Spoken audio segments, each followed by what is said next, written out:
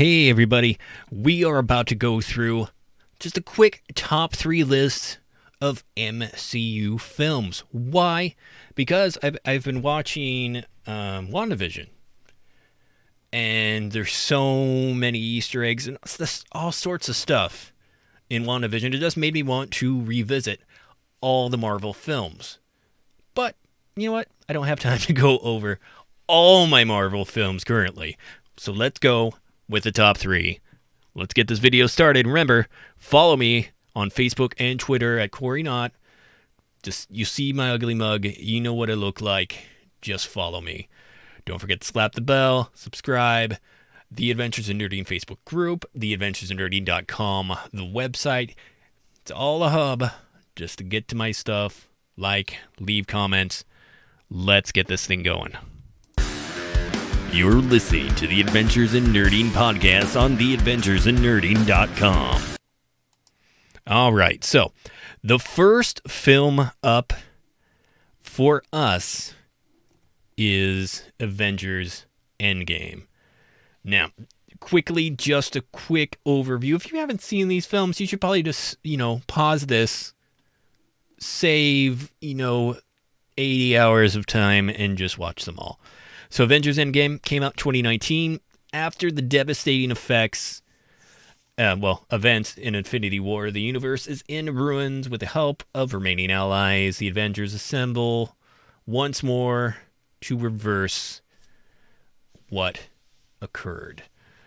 Time Heist. It's a super fun movie. Joe and Anthony Russo, of course, directed it. Came out in 2019. Super successful film. I really loved it because it hit me super hard. Of course, spoilers, someone very important dies. That hit me so hard. It hit me so hard. Well, a lot of people actually died, but like it was so well made. There was such a build to what was going down in the end, and I'm trying not to spoil things just because I don't want the emails and at comments.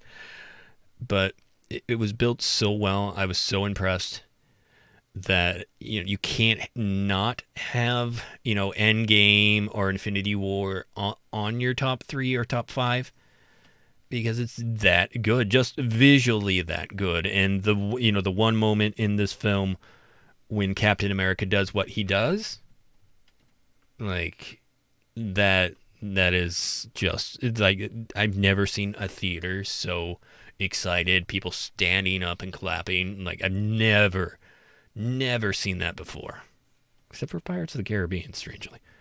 Okay, next film. All right, Thor Ragnarok. Hilarious. Taika Waititi. He's just a funny dude. He's just a funny guy. I don't even mind that he puts himself in his movies because Korg is one of my favorite characters in the MCU. Man, Korg needs his own movie. Hashtag free Korg. I don't know.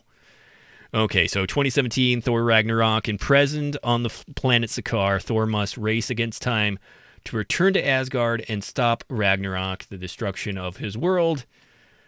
Kate Blanchett, Tom Hiddleston, Chris Hemsworth, all hit it out of the park in this one, and it was so funny, so funny.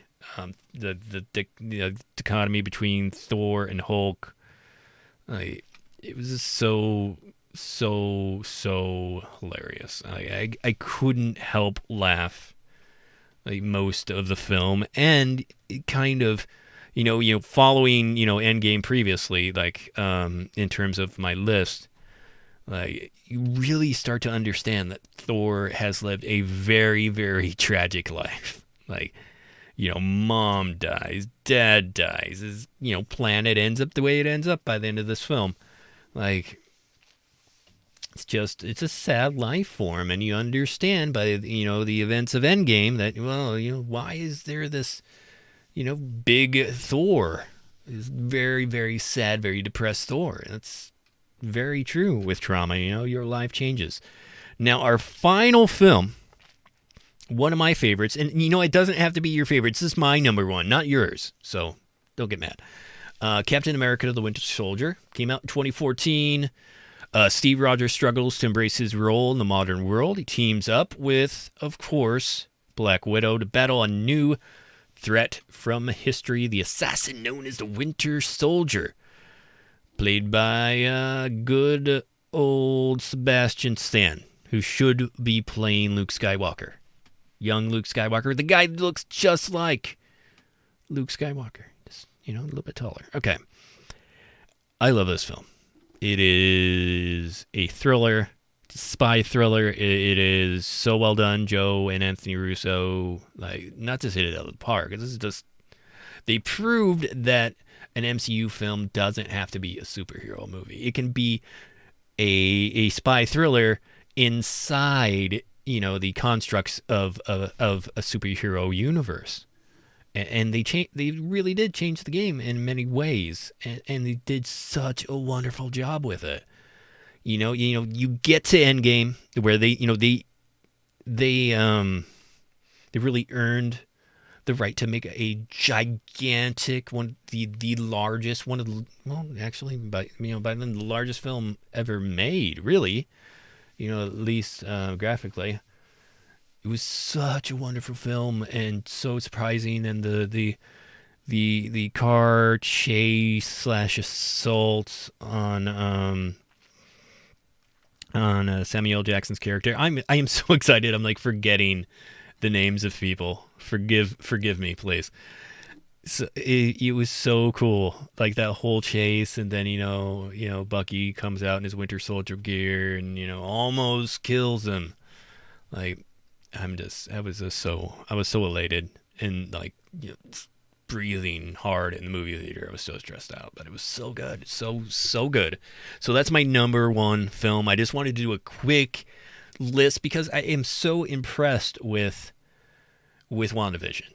It's so different, so what I'm not expecting. And once this series is completely done, I'm going to show it to my wife. I don't want to show it to her right now because she's going to want to binge it. You want to know what happens in WandaVision. You don't want to. You get to the end of the episode and you're like, what is going to happen next? I just want to know. What's going to happen to Wanda? Is Vision going to live? What's going to happen?